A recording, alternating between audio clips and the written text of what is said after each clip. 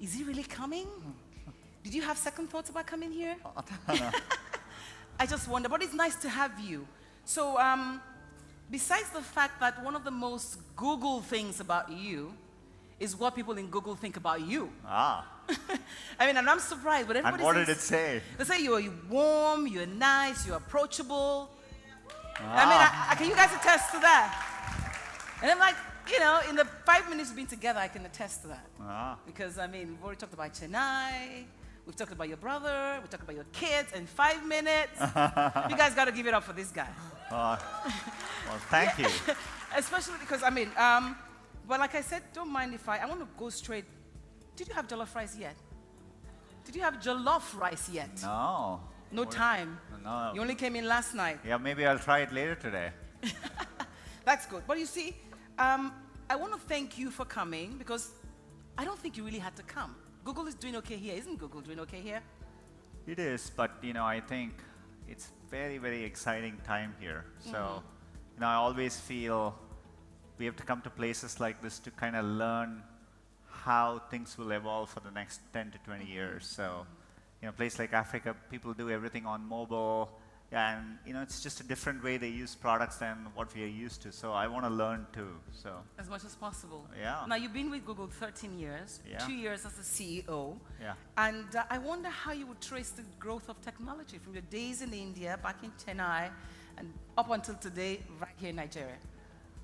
You know, it's. I was telling someone here. There are times when I kind of see something outside for a second. It reminds me of India too. And you know, for me, growing up, you know, technology, you know, was not something I had much in my life. You know, every single thing we got, you know, I vividly remember getting it in my home. You know, when we first got our, you know, like refrigerator in the home, and like we had been waiting for it for a long time, and you know, once we got it, I realized my mom would make stuff and we could save it for the next day, and she had a little bit more free time. You know, all that I remember very, very distinctly. The first time we got a phone in my home, you know, before that, you know, simple things. What was that first phone? Was it like a you- dial-up phone. You know, I was 12 when we got it. You know, but I remember before that, like, you know, my mom would say, go to the hospital to get something, and you know, it would take me 2 hours to go to the hospital, and they would say, well, it's not ready, come back tomorrow. But once we got the phone, I could call and ask, and they would say, no, it's not ready yet. It would literally save me 4 hours. So, you know, so I remember all these things very discreetly, and which is why, like, you know, even today, I think getting technology in the hands of people who haven't had it before, it's a big change in their lives. So, you know, I'm very I suppose excited. that's what excites you about Google. I mean, I'm just wondering how things have changed during your time with Google, given this kind of experience that you have. You know, I mean, at Google, you know, one of the things which always struck me about Google is everything we do in Google, we want to try and make it work for everyone in the world. So if tomorrow you have access to connectivity, you know, the Google you get is the same thing which, I don't know, professor at Harvard or Stanford gets. Will be no different for, you know, a child growing up in Lagos here. So for me, that's always been true about Google, trying to reach everyone with information. As much as possible. We are able to do that better and better, and you know, I'm excited to be able to do that here as well. It's nice to know you want to do products that are relevant, you know, at least especially for Nigerians. This time you're coming to Africa, you're focusing on Nigeria. But also, I would like you to speak about the challenges in enabling people to flourish in this digital economy. What else do you think Google can do? We've heard great things you've announced to us today, but I get the sense that there could be more. Yeah, you know, I think one of the things, you know, coming to Nigeria, I'm struck by, you know, the energy, the enthusiasm of people here, the happiness. You know, I think you have people is the most fundamental resource a country has. And so for me, it's about how do you make the transition to a digital economy. So one of the things we've been doing around the world, including in Africa, is what we call as digital skills training.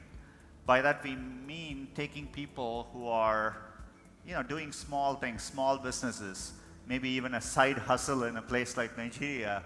You know, how do you figure out, how do you leverage a digital platform to reach more people, to grow your business? We've done this in Africa now. We have trained 1 million people. It's been working well. So I'm pretty excited. We are committing to train 10 million people over the next 5 years in Africa. So, and this is a formal training program. We get people in. We can do it online in locations and train them basic skills. So, for example, the team was talking to me about a tailor, Eniola, just having a small tailor shop, but learning how to put your shop on Google Maps, others can find you, and then more people come to your business. So we want to try and teach people to do that. And obviously, this is just along the line because Google is known for innovation, obviously. And this is a great innovation, it's a great commitment, it's big actually. But given the scale of challenges that we face, 10 million is big, people, right? Yeah. But is it enough? Is Google going to do more? No such thing, for the scale of to truly impact Africa and Nigeria, scale has to be much bigger. But we want to do a small part. But anything digital, it's kind of a platform. It enables. So we can start doing this, and others will do it too. So for another thing we are doing is helping people learn how to write software.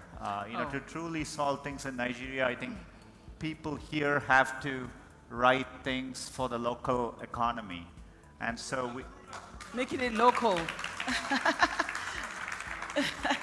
They're applauding you. You already have a big market of people ready to learn how to write the software. So you're going to give the support, you're saying? Yeah. So we have as an extension of the digital training program, we have a program to also train 100,000 software developers, and so in Nigeria. So I'm looking forward to that as well. Well, that's good. So what I hear you say is that you're going to train these people to have vital coding skills. So they're going to be entrepreneurs, but they're going to be startups. And startups have this hiccupy problem of not surviving. Does Google have a plan to ensure that these startups, when they begin, they don't die early? That's a good question. In other parts, we have done things to help startups as well. And Silicon Valley is known for startups, but if you look at the ecosystem that exists to make startups successful, that's developed over many, many years. So we are trying to take some of that and replicate it in other places. Wow. So we've had this program globally.